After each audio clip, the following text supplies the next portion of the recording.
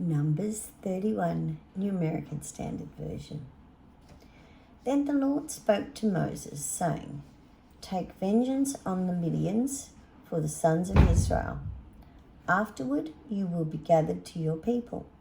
So Moses spoke to the people, saying, Arm men from among you for the war, so that they may go against Midian to execute the Lord's vengeance on Midian. You shall send 1,000 from each tribe of all the tribes of Israel to the war. So there were selected from the thousands of Israel 1,000 from each tribe, 12,000 armed for war. And Moses sent them 1,000 from each tribe to the war. And Phinehas, the son of Eleazar the priest, to the war with them, and the holy implements and the trumpets for the alarm in his hand. So they made war against Midian, just as the Lord had commanded Moses, and they killed every male. They killed the kings of Midian, along with the rest of those killed: Evi, Rechem, Zur, Hur, and Reba, the 5 kings of Midian. They also killed Balaam, the son of Beor, with the sword. And the sons of Israel took captive the women of Midian and their little ones, and their plunder, all their cattle, all the flocks, and all the property. Then they burned all the cities where they lived and all their encampment. And they took all the plunder and all the spoils, both of the people and of livestock. They brought the captives and the spoils and the plunder to Moses, to Eleazar the priest, and to the congregation of the sons of Israel, to the camp at the plains of Moab, which are by the Jordan opposite Jericho.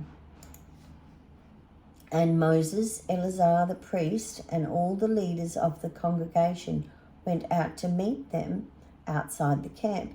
But Moses was angry with the officers of the army, the commanders of thousands and the commanders of hundreds, who had come from service in the war.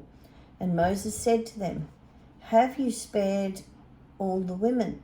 Behold, they caused the sons of Israel, through the counsel of Balaam, to be unfaithful to the Lord in the matter of Peor, so that the plague took place among the congregation of the Lord.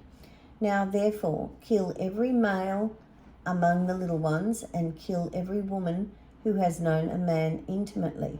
However, all the girls who have not known a man intimately, keep alive for yourselves. And as for you, camp outside the camp for 7 days. Whoever has killed a person and whoever has touched anyone killed, purify yourself, you and your captives, on the 3rd day and on the 7th day. And you shall purify for yourself every garment, every article of leather, every work of goat's hair, and every article of wood. Then Eleazar the priest said to the men of war who had gone to battle, This is the statute of the law which the Lord had commanded Moses. Only the gold and the silver, the bronze, the iron, the tin, and the lead, everything that can withstand the fire, you shall pass through the fire, and it will be clean. Only it shall be purified with water for impurity. But whatever cannot withstand the fire, you shall pass through the water. And you shall wash your clothes on the 7th day, and you will be clean, and afterwards you can enter the camp. Then the Lord spoke to Moses, saying, You and Eleazar the priest, and the heads of the fathers' households of the congregation, take account of the spoils that were captured, both of people and of livestock, and divide the spoils between the warriors who went to battle and all the congregation. Also collect a tribute tax for the Lord from the men of war who went to battle, 1 in 500 of the persons, of the cattle, of the donkeys, of the sheep. Take it from their half and give it to Eleazar the priest as an offering to the Lord. And from the sons of Israel, half. You shall take 1 draw from every 50 of the persons, of the cattle, of the donkeys, and of the sheep, from all the animals, and give them to the Levites, who perform the duties of the tabernacle of the Lord. Moses and Eleazar the priest did just as the Lord had commanded Moses. Now the spoils that remained from the plunder which the men of war had plundered was 675,000 sheep, 72,000 cattle, 61,000 donkeys, and of captive people of the women who had not known a man intimately, in all were 32,000 people. The share of those who went to war was as follows. The numbers of sheep was 337,500. The Lord's tribute tax of the sheep was 675. The cattle were 36,000, from which the Lord's tribute tax was 72. The donkeys were 30,500, from which the Lord's tribute tax was 61. And the captive people were 16,000, from whom the Lord's tribute tax was 32 persons. And Moses gave the tribute tax, which was the Lord's offering, to Eleazar the priest, just as the Lord had commanded Moses. As for the sons of Israel, half which Moses separated from the men who had gone to war, now the congregation's half was 337,500 sheep, 36,000 cattle, 30,500 donkeys, and the captive people were 16,000.